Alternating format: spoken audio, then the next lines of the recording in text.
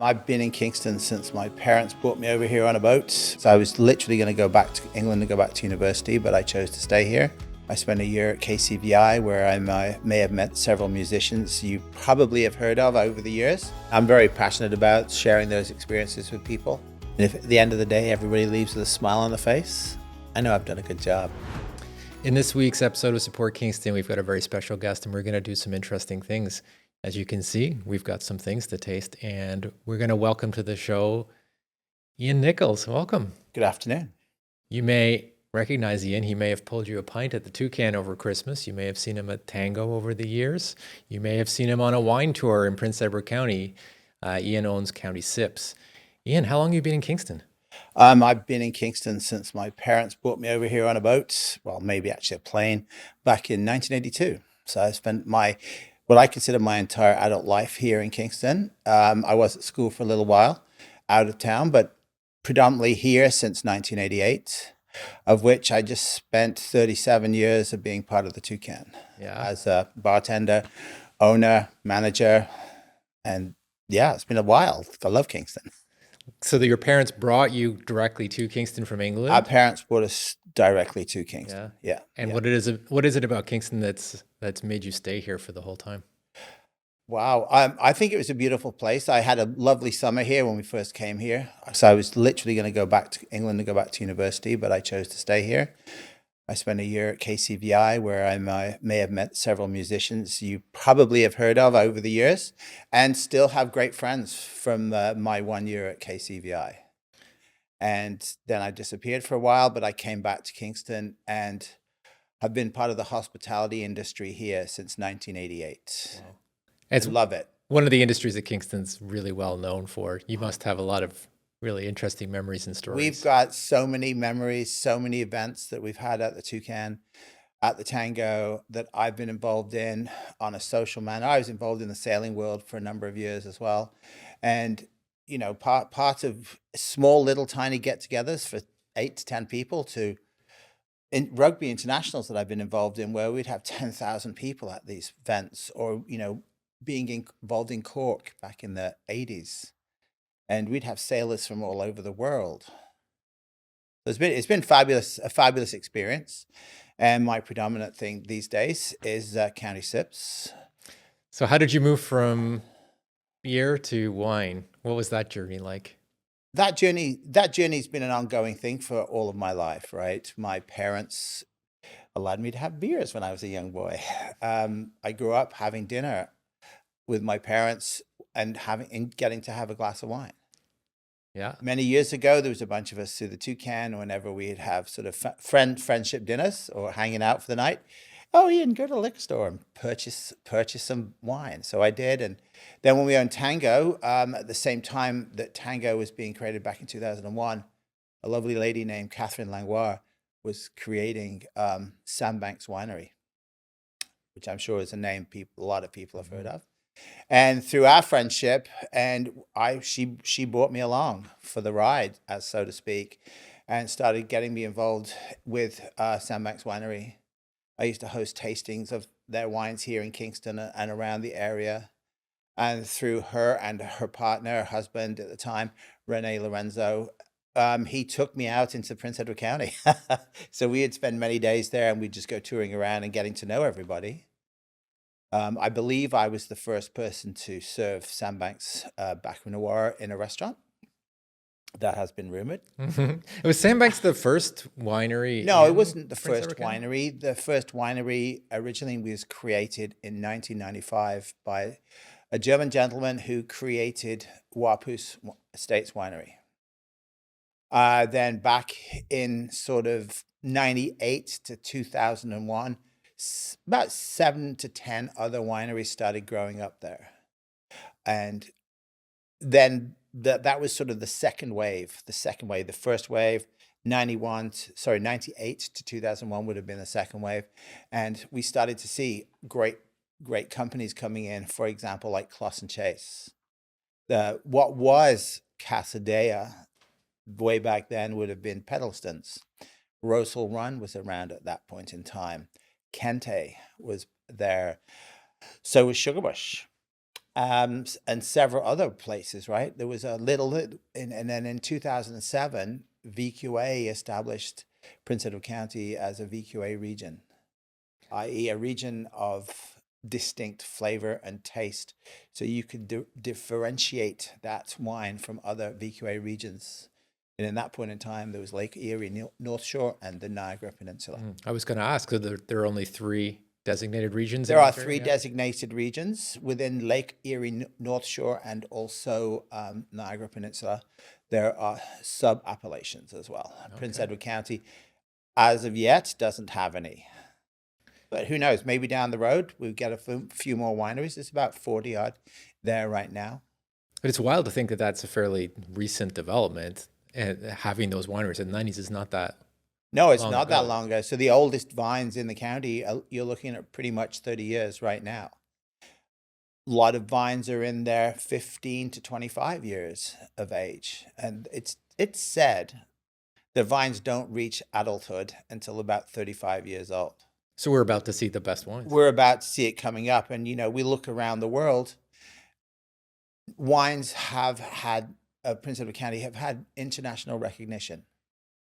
The first would be, I think it was the 2007 Chardonnay that was produced at Norman Hardy. That was written up about in the Wine Spectator, which is a magazine that predominantly looks at California wines, but also looks at the actual whole of the USA.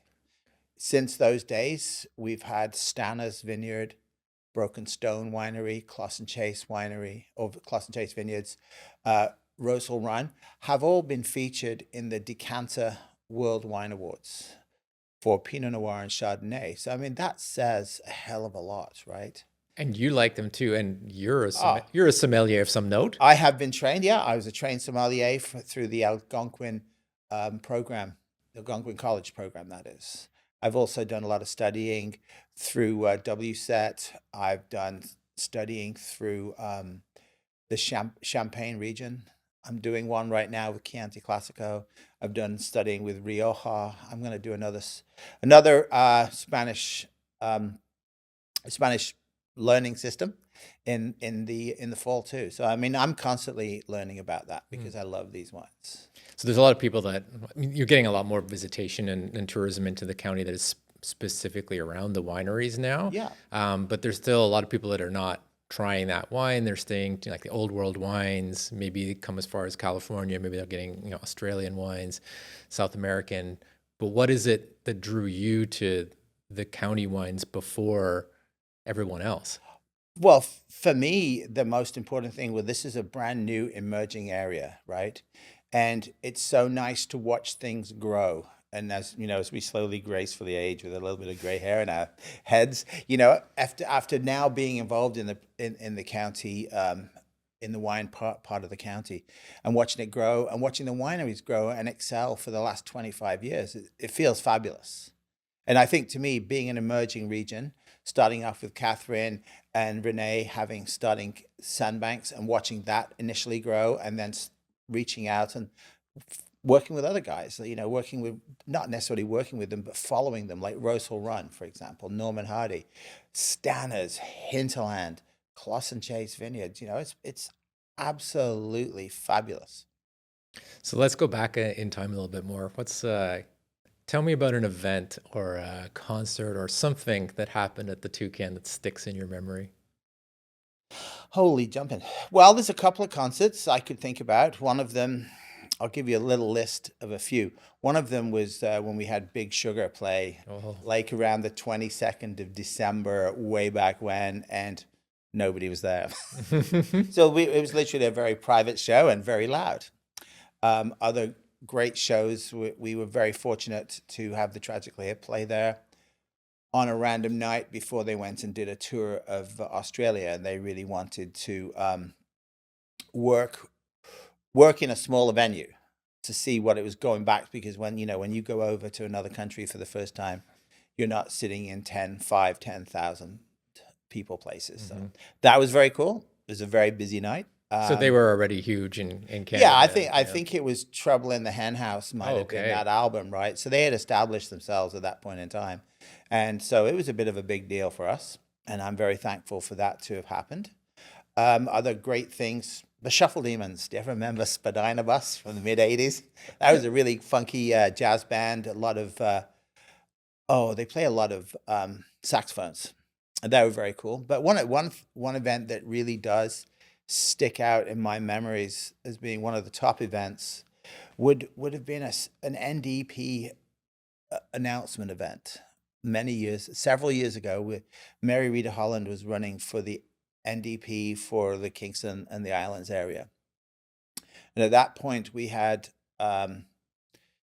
some lady named Horwath, I think, was one of the Ontario sort of, and then we also had the federal people there. And days running up to this event, we'd had all kinds of RCMP and OPP coming in and checking out the Toucan, seeing all this stuff going on. And then when they suddenly came in, they took over the stage area that we did, and they created one of these great big huge political rally things that you see In a tiny space. in the tiny little spot of the Toucan. And then they were all marched in by Trump, by fanfare. You know, it was all kinds of high energy music going on. People were just so enamored, and they were just followed by this trail of what you call that, paparazzi of people taking photos and what have you. And then in the back, you could see all these guys with plaques up in there, and they were saying their rah-rah political rants and stuff like this. And to me, it was one of the top ever experiences there. But I mean, we've had so many fabulous times over the years. You know, the Mahones playing there for many years. One of our greatest bands was the Free Association Blues Band that played there on Mondays for a long time. One of my favorite groups that ever played there was People Playing Music, which came out of Vancouver. And they had a residency one year. And another thing that sort of stuck out, Moist. A few of the guys like David Usher came from Kingston. We were at high school together.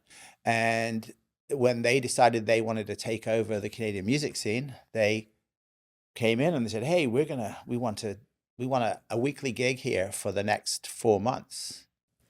I'm like, okay, well, we can do that, but you have to play some benefit shows for us to, a little give and take. And there was one point we were doing a fundraiser at the Toucan. I think it was for Ryan House, and Moist were #1 in the singles charts and #1 in the albums charts, the LP charts, back in the mid '90s. And there they were playing for free at the Toucan and stuffed to the rafters with lots of people coming to see them, which was fabulous because it meant we raised more money. Did David Usher have that star quality in high school? He was a little bit special, yeah. I mean, who's there? I mean, David Usher was there, Hugh Dillon was there, Paul Langlois, Gord Downey, Johnny Fay, Grant Etier, Finton McConnell. We were around a lot of musicians at that specific time at KCVI, so it was pretty impressive, right?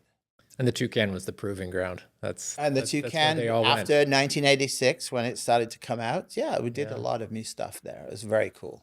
Exciting stuff. Who's someone in Kingston that's doing stuff that you admire, or has been doing stuff that you admire for a long time? Who's a community pillar that you look up to? Wow. Community pillars. Like, I think somebody who has been doing a great job for a long time as a business would be the Chez Piggy and the Panchancho side of life. Zol and Rose created a fabulous scenario there for a great place for people to eat, to socialize. But also they did a lot for the city. They did a lot of great things, raising money, looking after people. They still have their breakfasts that go on. And this was completely continued by his daughter, who I forgot her name right now, which is kind of sad when you think about it. But no, I think they've been doing it again. And I also think Tim Pater with his Black Dog group does a lot of good for the city as well. Yeah, you've been in the hospitality world for so long, and Kingston is known for hospitality for restaurants. I think we have something like the largest number of restaurants per capita in the world, something like that. I wouldn't be surprised because we are lucky, so lucky that we've got such great quality. We've got the guys from Casa, Woodenheads, Olivea, Tango, Mela, Chez Piggy, It goes on. And Yeah. yeah, and the Everly, and new additions like Bobby Pecorino's new Italian wine bar, and Jimmy at Greco's that have been. I mean, them as themselves, I can date them back into the into the 80s, when Jimmy's father had Tropicana pizza there. Okay. And it was a square pizza, not a round one. Tastes better. So there's so much excitement. Yeah.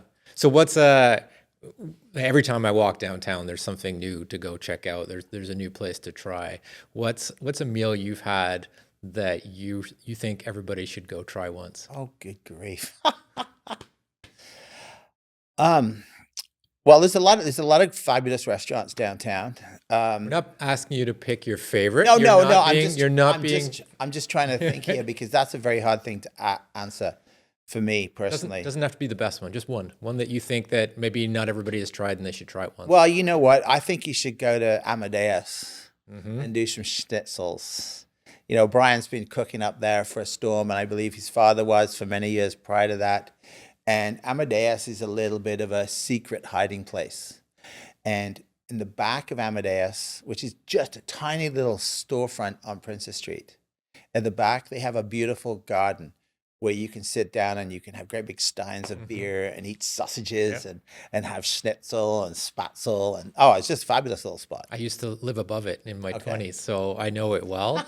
And I've seen a certain Mr. Aykroyd frequent the I schnitzel wouldn't lunches. be surprised. They're still motoring on, and he and his partner Sue are doing a fabulous job right now. Tell us a little bit about what you offer in the various guises of County Sips.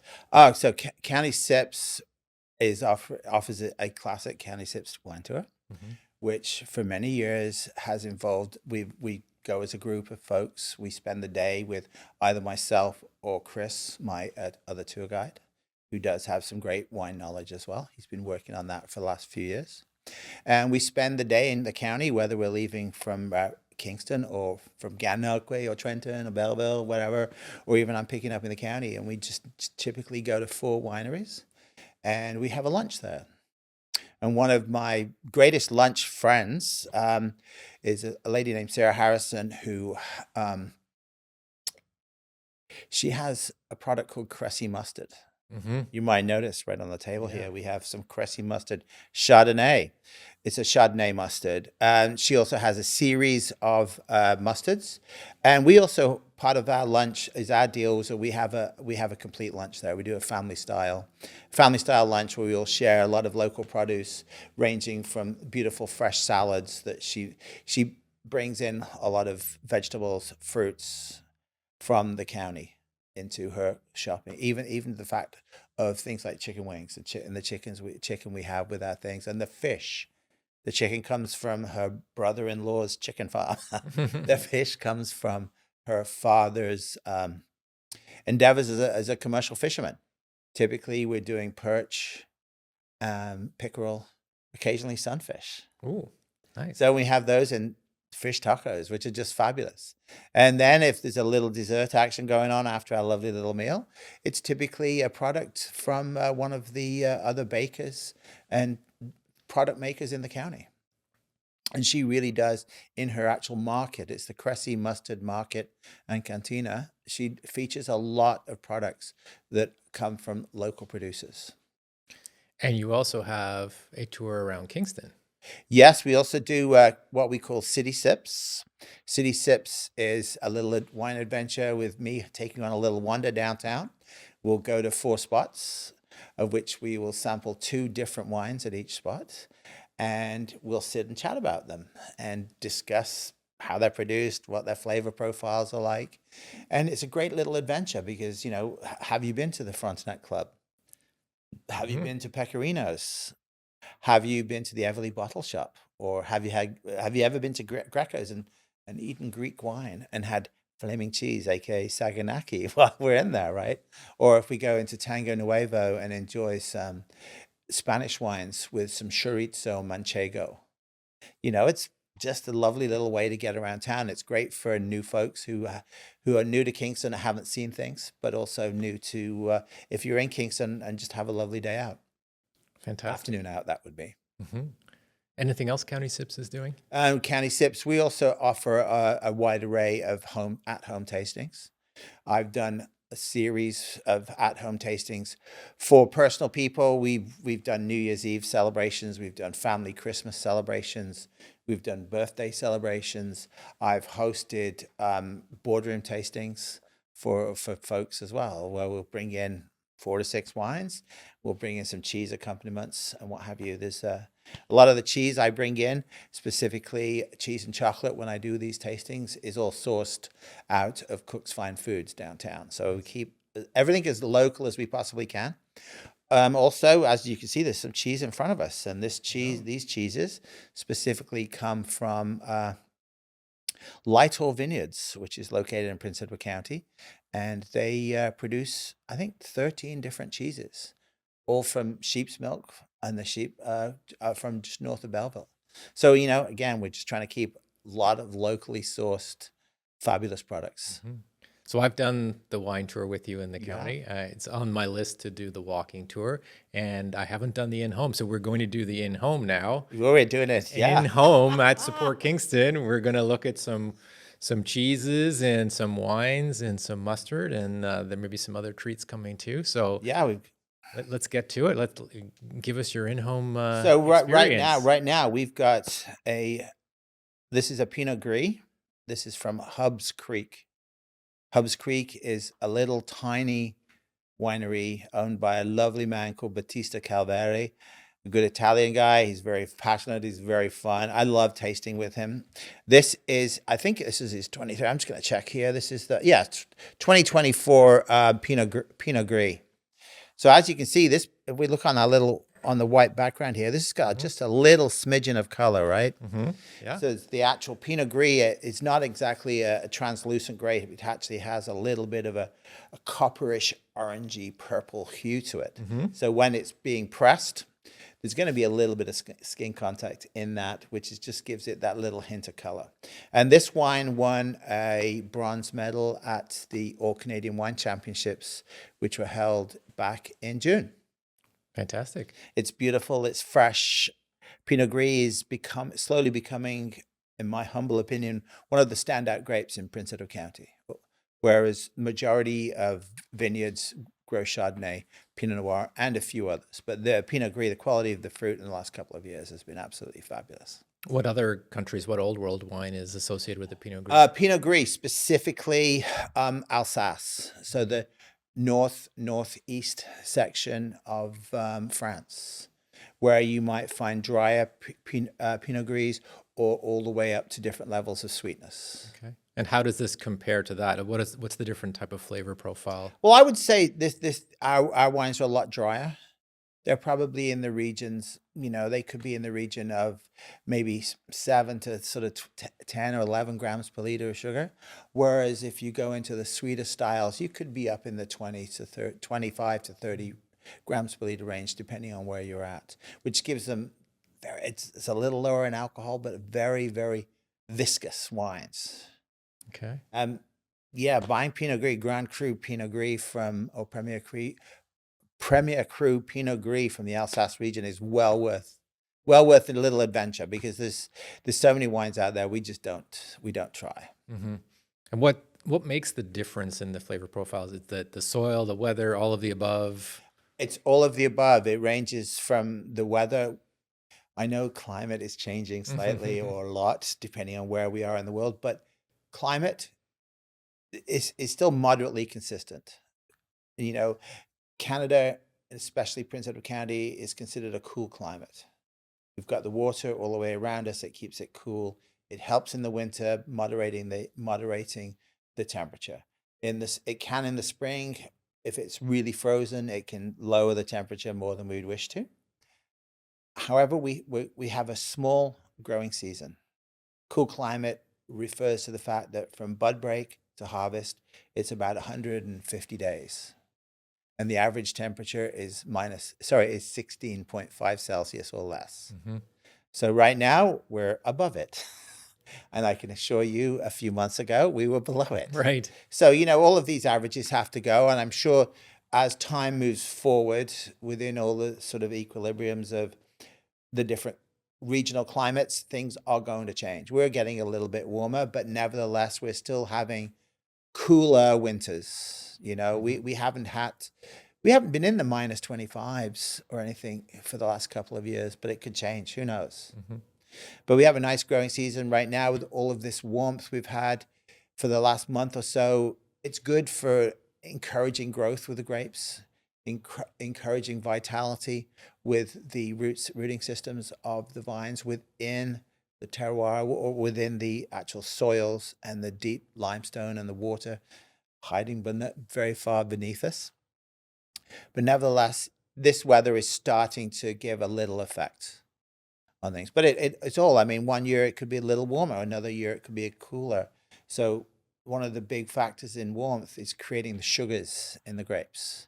Sugars, and then because we have a little bit of nice breeze coming off the lake, it cools everything down during the evenings, which allows the grapes to maintain their levels of acidity, which makes a lot of Canadian wines, especially in Ontario, high levels of acidity, great food wines, which is very exciting. All right. Very excited because we've got food to go here. We do. So what do we taste the wine first and then? Yeah, so what we'll do here is we've got a couple of cheeses here. We're going to leave this cheese on thing. So one of the cheeses we have here, which is closest to you, is a mustard Alpine cheese.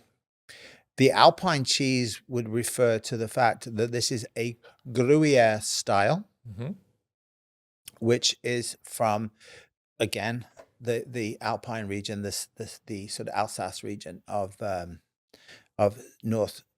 northeast France, and this has had some mustard in it. I can't exactly guarantee it's the mustard from Cressy mustard, but nevertheless, it's a mustard one, and I think this will go very well with the Pinot Gris because it has a little bit of mustard. It's going to give you a little bit of tartness, and then you're going to have a little bit of sweetness from the fresh berries here.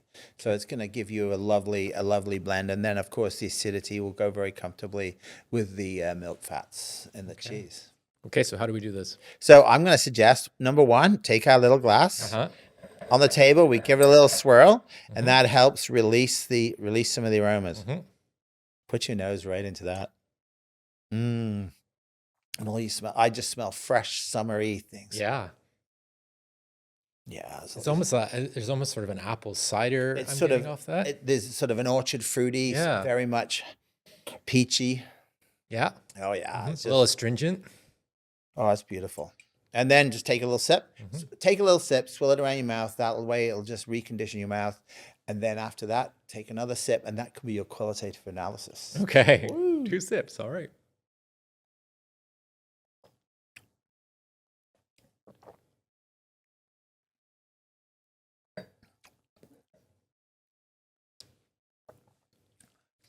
Again, that really nice, bright, juicy acidity in your mouth, right? It just keeps it going. Lots of It's flavor, endless. And again, you're getting a little bit of a nutty characteristic towards the end of it. Yes. But it's lingering beautifully. But it's lingering of very much orchard fruits, and also with some peaches. Not too much on the lemony, limey sort of side of life, but definitely on the peaches. Probably a little white flower blossom flavors. I'm not sure if my palate's advanced enough to pick but that no, up. it's just fabulous, right? But it's this is just so soft, it's so relaxing. It's just a super easy drinking wine. It is lovely, yeah. And then we would take a little bit of this. There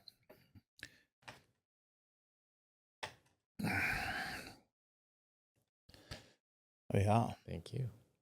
So whenever you're doing a food tasting, you would probably want to do a little bit of wine, a little bit of food, a little bit of wine, to try and get all the flavors with you at the same time.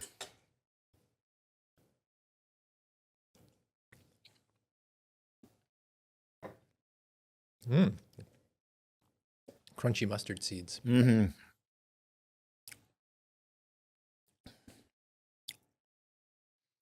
Yeah, that goes down very well with this, and it just brings out a little bit more flavor. Yeah, from the mustard. I'm getting a lot more of the milk from the cheese when you have the wine with it. Yeah, it's a beautiful flavor profile. And then the other cheese here, which is called Phillipston Road, is the Lyttel's ode to Manchego cheese. Oh, Manchego cheese comes from the La Mancha region in sort of central south Spain, and it is made from sheep's milk, and only from the Manchega sheep. okay. And this specific cheese we will try very shortly, and it is nicely paired off with the Lytle Chardonnay, which we're going to be enjoying next. Okay. So Lighthall. Lytle Vineyards, yeah, this is sort of central south of Prince Edward County. As you can see, there is a moth on the front. I'm not sure if everybody can really see that, but that is actually the Luna moth. And Lytle was named Lytle Vineyards because of the fact that it's on Lytle Road. And then the moth has become the emblem because of when Glenn first created the winery, he literally found a Luna moth on the property. See, I had never seen or heard of a lunar moth until we went to Lighthall Yeah. on the tour. And I saw it on the bottle. And then literally every year since then, we've had one on our property. Okay, We've cool. seen one every year. It would make sense. And Luna moths pretty much, from my understanding, live for a couple of weeks a year. Yeah. They have no mouth. They are nocturnal. They hang out for safety's sake during the daytime. And their main goal is to breed. And that's it. Then they're done. But they're huge. Oh, yeah. They're probably in the region of 3 or 4 inches wide. Yeah. Maybe 3 or 4 inches tall. So as you can see, that's a neat label, and it's very recognizable, and kudos for them for doing this. Mm-hmm. So here we go. We've got a little bit of Lytle Chardonnay here. This is from the year 2020. What does that bring back memories to? Yes. A very good year for wine. It was actually, you know what? It was an outstanding growing season for wine. We had a fairly mild winter. And when we all got closed down around the world, I'll say, it was very mild. We could go outside. So we were outside and we could go out walking and doing all these sort of wonderful things in March that year. So it was beginning. The season began a little bit earlier, and it sort of began the way it's supposed to grow. So, and then throughout the entire year, we had a little bit of rain here and there, but we had a beautiful, warm, moderate growing season all the way through to the fall, which inadvertently created some beautiful, fresh, ripe fruit. And as you can see in front of us here, we have some Lytle 2020 Chardonnay. Mm-hmm. You'll notice there's a little bit of a darker color to it. Darker, yeah. Mm-hmm. More like sort of, I'm going to suggest maybe a darker gold. Yeah, I was going to say there's a gold hue to that. Yeah, absolutely. And a lot of that comes from the ripeness of the fruit itself, but also from the time it's spent in a barrel. So at Lytle, they predominantly use French oak barrels, which means that the French oak barrels are sort of softly, medium-ish toasted inside, but also with French oak, it has a lot of a tighter grain than American oak or Slovenian oak. So you end up with more delicate flavors from where the flavors that are partiated from oak. This wine, I think, goes exceedingly well with the Phillipston Road. The Manchego. The Manchego style, yeah, 100%. So this is called Phillipston Road because the farm where the sheep live in north of Belleville is on Phillipston Road. And I'm going to give you a little piece here. Thank you. And I'll take a little piece. But let's just remember, let's give our little glass a little swirl. Oh, I just smell Very different. Very different from the last wine, right? You're getting a lot of oak, vanilla straight off the nose. A little bit of clove, a little bit of spice. Yep, I'm getting that clove. I love clove. But again, you're getting ripe orchard fruits and a little bit of sort of like lemony, limey pith on there, as opposed to just the straight acid flavor, right? So Right. it's a little softer. Uh-huh. You will find malolactic fermentation will have gone on in this because it's softened the acidity down. Malolactic fermentation is when malic acid, which is your very astringent citrus flavors or green apple flavors, is converted via lactobacilli into lactic acid, which can give you a stitch in your muscles as a human being. Okay. However, but it's a lot of a softer, it gives Yeah, you yeah. more of that sort of buttery, velvety flavor Okay. profile.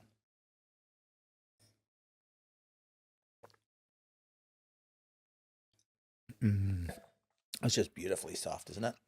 Mm-hmm.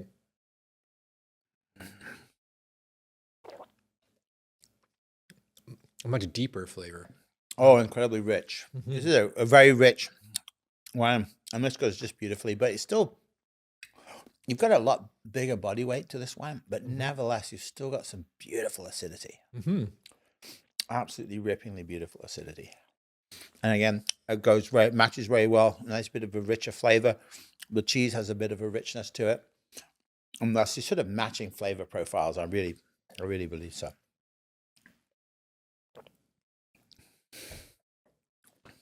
And the sheep's milk compared to cow's milk, that means a better combination with this wine. I believe so. Yes. Yeah. I've had the fortunate. I've had Manchego. I love Manchego, and this style of cheese would be very close to what you'd know as a Manchego 12-month old. Manchego kind of comes out in a 6, a 12, and 18 months. This cheese is more closer to the 12 months. It's not this little crystalline little bits of not lactic acid. Yeah, it is not lactic acid. What is it? What's the cheese? The crystals in cheese. I can't remember right now. But nevertheless, they start like crystalline. So you're going to get a little bit of crystallization in here. Is that what gives it that little crunch? That little resistance? crunch. Yeah, 100%. Yes, it is. Yeah. Very good. Nice combination. So this goes very well with this. But then also, what we should do as well, I'm going to dunk this for you, is take a little bit of the Chardonnay mustard. Mm-hmm. So there's actual Chardonnay in this mustard. Yeah. So Sarah takes, as you see with mustard, you have mustard seeds in this. And in this situation, these mustard seeds are actually soaked in the Chardonnay. And that gives it its flavor. This is sort of, I'm going to suggest something like a Dijon. Mm-hmm. Where it has Chardonnay wine has been soaked. The seeds have been soaked in Chardonnay wine. The rest of the coloration comes from really the milling of the mustard seeds. Okay. That's where you get the color from, right? Okay. And it's all blended in together, and this is what happens. I'm sure there's a few other products in here as well. Okay. But yeah, I think this is a very good mixture, and I personally love this Chardonnay mustard. I was using it in making a sort of chicken mushroom vegetable sort of stir fry last night. Oh, very good.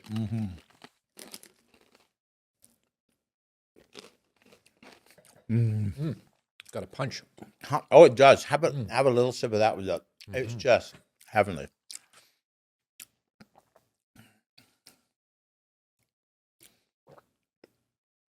It's not beautiful. It pairs so well. Yeah, 100%. It's almost like you know what you're talking about. Occasionally I do.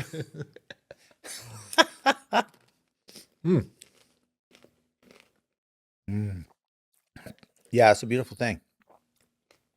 See, there you go. So we just have to experience a little bit of cheese with some mustard. It's very simple, and a little mustard to go with the wine. I mean, everything works together so intrinsically, right?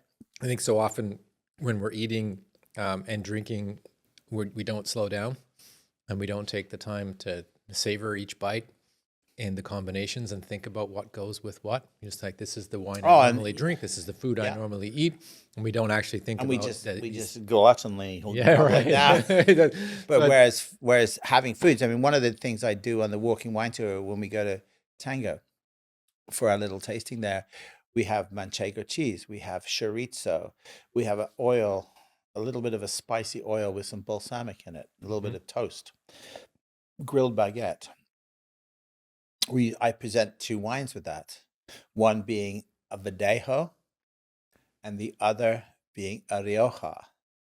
Now you find that both of them very comfortably go quite well with the spice. and the cheese. But when you're having the meat, you've got the beautiful acidity in both wines that just matches in with the chorizo, and just the blends, the flavor profiles, and then the richness of the balsamic reduction, which is in there, goes very well with the richness of the Rioja Crianza. Mm-hmm. Absolutely gorgeous. It's a different way of experiencing food and Yeah. drink, like more like how they would do it in Spain and in Yeah, France. more so very much Europeans. Yeah, 100%. Slow down a little bit, smaller plates, smaller bites. Enjoy. Yeah. Have friends and family around while you're eating instead of doing it in front of the Take television. advantage of everything, right? Always take advantage of it. Fantastic. Cheers. Cheers. Okay, and the color of the wine has changed in front of us. What are we looking at now? Yeah, so now we're going on to a little adventure with some Pinot Noir. This specific Pinot Noir is from the Daniel Block at Last House Vineyards. Last House Vineyards is a very small boutique winery located on Hikes Point Road. And Andre Gagne is the owner of the winery, also the winemaker, the pruner. He had all trades. Yeah, he's now retired, and this is his labor of love. And this 2019. So as we know, this is 2019. This is his first vintage. Okay. So we're gonna try this little new wine, Pinot Noir. Pinot Noir is one of the most successful wine styles in Prince Edward County, along with Chardonnay.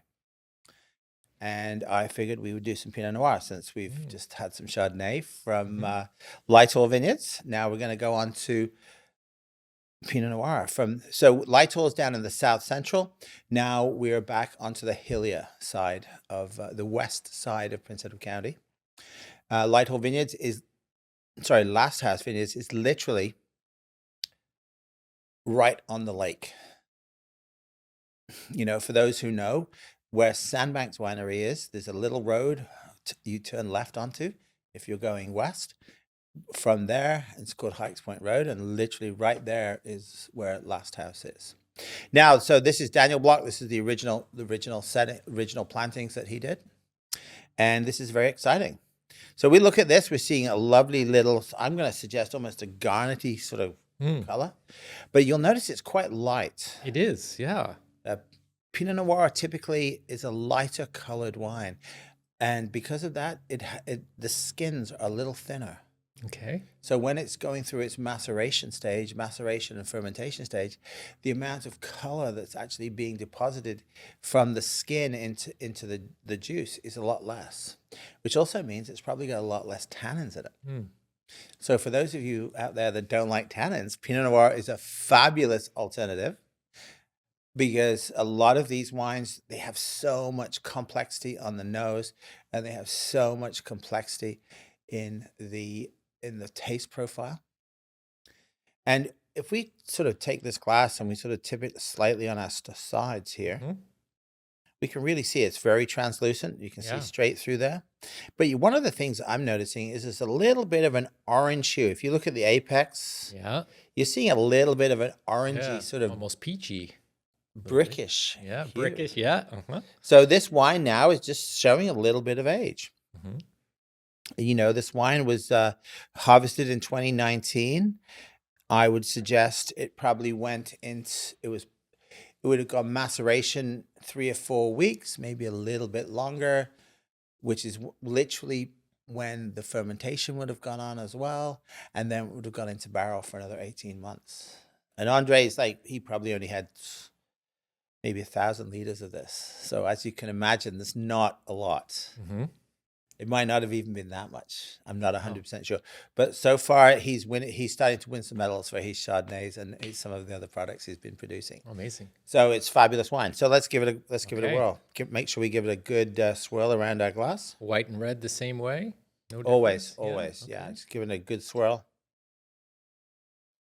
And the first thing we're noticing, it's beautiful. But it's so soft, right? It's not in your face. This is very much red cherry, almost colorish, with a little bit of sort of, you get a little bit of spice, like Yeah. Christmas time baking Yeah. spice, right? Yeah, definitely. That's Yeah. coming from the oak maturation. And we'll just give it a little taste. Roll that around our mouth, give it a little suck back, and then go in for the next one. Mm.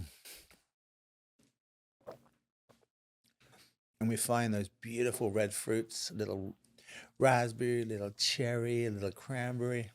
But really, again, common thing, all of the wines we've had today, a beautiful, juicy acidity. Very much. Yeah. So again, this would be a lovely wine for food, and sort of a planked salmon on the barbecue. So most people would think that would be a white wine to go with the salmon. Yeah, well, I would say it'd be one of these. Okay.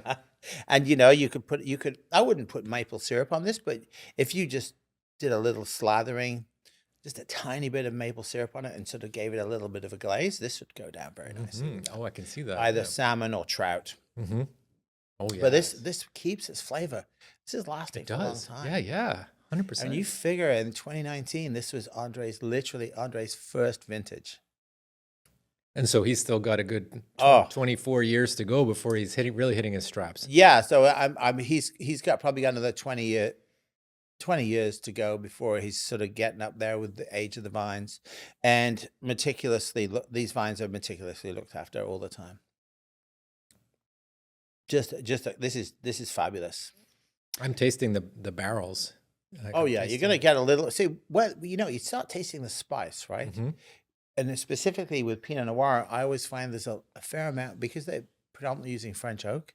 You're getting a nice little bit of sort of nutmeg, clove, cinnamon, all these lovely sort of baking spices, which you would sort of, most people go, oh my God, I can taste Christmas. But that breeds familiarity for folks, right? But this is just gorgeous. This is so concentrated. It's very good. And I imagine it's a little bit lighter in body than I expected. And I'm going to use the wrong words when I say body, because I'm not. No, body is a very commonly used word. Yeah. So I imagine as this vintage, as the vines get older, we're going to feel it thicken up a bit more. Maybe you'd find that the flavors would be more concentrated. Okay. Pinot Noir is a thinner skinned grape. It produces wines of lighter styles. Some people really go for mass extraction of color, which means that their maceration periods will last for an exceedingly a lot longer time. Okay. But however you look at a Pinot Noir and you compare it to another great French grape, which would be Cabernet Franc, Cabernet Sauvignon, Malbec, Grenache, Syrah, you will notice that this is one of the lighter grapes, but it has just beautiful, complex flavors. This wine would be just wonderful to sit around with, just sipping a little bit, because you're almost going to taste as this wine, this has probably been in bottle for, say, 2019, 21. It's probably in bottle for a solid 4 years. And it's just waking up. Since we popped that cork, when we get out of bed in the morning, we don't normally feel perfect, do we? We're not at our best. It takes us a little while to come around. Well, and you think about a bottle of wine. Some wines have been in bottle for 8 to 10 years. Well, do you think it's going to take a few minutes of that wine to come around and start and breathe and come out? That's one of the reasons a lot of people do decanting. Especially wines that have been in bottle for over 5 years. You need that wine to open up. And this is just this. I think this is stunningly gorgeous. Straight out of the bottle. Yeah. Oh, yeah. It's fantastic. Yeah. And I imagine, so there's not very much of this around if they didn't have very many. I would suggest there's no more this around. So what we're enjoying today is a very big treat. Oh, wow. Thank you. I feel very privileged. There's a lot of the smaller producers in Prince Edward County that have smaller volumes, and wines are not available. We've talked about wine and mustard and cheese, but that's not everything there is in the county. What have we got here? So Prince Edward County is full of some great producers. Not only are we looking at some butter tarts here. These are the legendary Wapoos butter tarts, made by a gentleman named Joel out in the Wapoos region, which is on the sort of east side of Prince Edward County, just on Highway 8. He has a little honesty shack where you can go in there and you can buy your plain butter tarts like the ones we have in front of us. Or you can buy the raisin ones or the walnut ones or these little meringue pies. They're in fridges. You could either e-transfer him the money, or you can just leave cash in a little Tupperware container. It's fabulous. Back to simplicity in the old way. Yeah, of back to things again, simplicity. yeah. Unfortunately, he has been robbed a couple of times. So on the weekend, when they're really busy, they keep an eye on everything and stuff like that, which is great. But that is one of the, I'm not kidding you, his butter tarts are fabulous. We're going to enjoy those in a minute. Looking forward to that. Prince Edward County also has a series of cider makers. One of those cider makers is called the County Cider Company, and they just celebrated their 30th anniversary. Wow. 30th anniversary of producing craft cider. They were actually the first craft producer in Ontario, started by Grant. And Grant House has done a magnificent job with this whole the whole beginning and middle of the County Cider Company. Unfortunately, he's not with us any longer. And his partner, Jen, continued on with us, and she's doing a fabulous job. If we think about where we are in Kingston, you can go into several pubs downtown and around the city and find the Wapoos Premium Cider. Mm-hmm. That is one of their products. Okay. Then also there's Lockmore Cider, a great small producer that produces ciders more in the vein of wine, and they are delicious. We've been there. You took us there on the tour. Yeah, 100%. And then also there is Stock and Row Cider. Mm-hmm. And those guys are producing a beautiful, beautiful, just bone dry cider, a raspberry black tea cider, and a margarita cider, a lime cider, which is like almost drinking a margarita. Yeah, a little bit of a punch, huh? And then on their other side of business, they have a little Stoss Lee, which is their wine profile, which they just started producing wines in the last couple of years. And they're starting to get some national recognition for what they're doing, which is absolutely fabulous. And then there is distilleries. So in this situation, we're featuring from Bare Bones Distillery, their limoncello. Okay. So Jason's producing some very beautiful, clean gin and clean vodka, which you can find at the Frontenac Club. Okay. Downtown Kingston. And so I brought along some limoncello today, so we can give that a little whirl. He's sort of creating his own little family of cellos, as he just likes to describe it. And most of the time you can find limoncello and orange cello down there. He makes a small menu of cocktails. So when we go on our wine tours, we don't nip in there for a tasting. We nip in there for a cocktail. And many cocktails will feature some of the vodka, gin, the cellos, and what have you. And one of my favorite drinks down there is the French 75, which is featuring his own gin with some limoncello, and then topped off with some white cap from Hinterland. Mm. A beautiful play on a classic champagne cocktail. Nice. So yeah, cheers, mate. And thank you for having me here. We'll have a little nibble of this. Okay. And then we'll dive into the decadence of the Wapoos butter tart. Okay.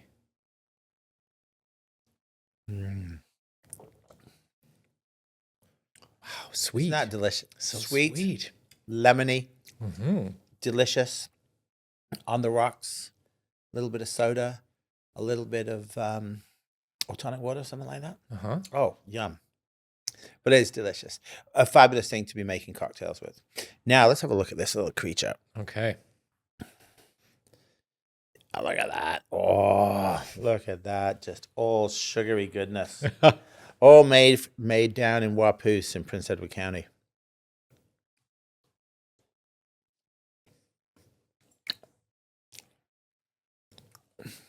Okay, you weren't kidding. The pastry is fluffy, flaky, clean. The actual butter tart itself it is incredibly sweet. Who's kidding who? It's very sweet. It's also very soft. Oh, it's incredibly Melt soft in the and mouth. just delicious. I really do good. know they use a little bit of maple syrup in here as well. Okay. So it has flavors, and you could put. I know someone who's going to be interested in that. So you could put a great serving with this would be having them slightly warm. A little bit of whipped cream on the side, or some creme fraiche, some fresh fruits like blueberries, raspberries, and so you got a nice little bit of acidity to play with the sweetness. They're very But also light. for to play with the beautiful buttery pastry. Absolutely delicious. I love these things. But you have to eat them sparingly. That's true, right? Same as it. Everything in small portions, Yeah. slowly, with friends and family. Yeah, 100%, right? Well, and beyond that, there are so many other producers, whether it be vegetable producers like Vicky's Veggies or Hageman Farms, who produce absolutely stunningly great vegetables and fruits. Red onions that are the size of softballs. Like, how beautiful is that? And you see all of this in the fall. There's so many stands out there. I don't think the corn's going to do this very well this year. It's not looking very good. It's been a little too warm for that. But on the whole, the quality of the produce that comes out of Prince Edward County on every level is stunning. And it's so close to us here in Kingston. Yeah, it's, some parts of it are 45 minutes away. Pretty much hour and 15 minutes, depending on where you'd like to go.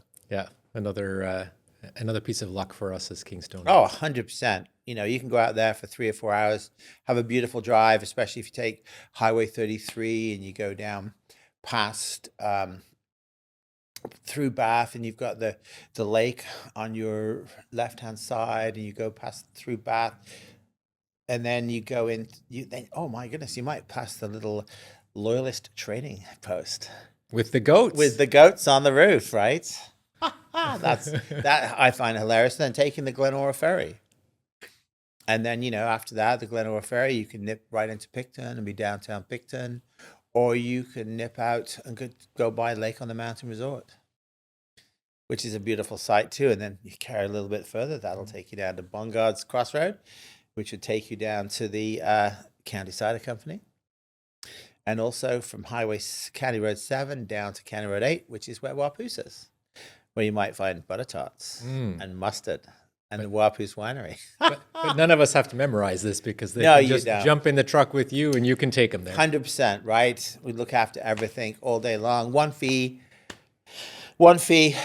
and you're taken care of for the rest of the day. And I can attest to that. We were taken care of for the whole day, and it was a very memorable day. Oh, I appreciate that. And this is County SIP's 11th season now. 11 years, wow. I don't even have a clue how many people. I could count them, I guess. But you're having fun with it, which is the most important. No, 100%. I'm very passionate about going there and sharing those experiences with people. And that to me is just excellent. And if at the end of the day, everybody leaves with a smile on the face, I know I've done a good job. Even if the wine or the beer or the cider or the gin or anything else helps a little bit, still be a smile on your face at the end of the day. Always is whenever I spend time with you, Ian. Cheers, mate. Thank you Thank so you very much much for coming. Absolute pleasure.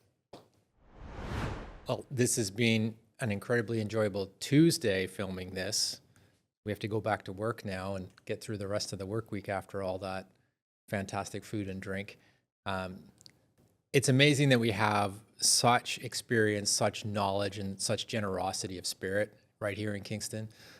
Please do check out Ian, County SIPs, and everything else we mentioned in this episode, and support Kingston more each day as we've been doing today.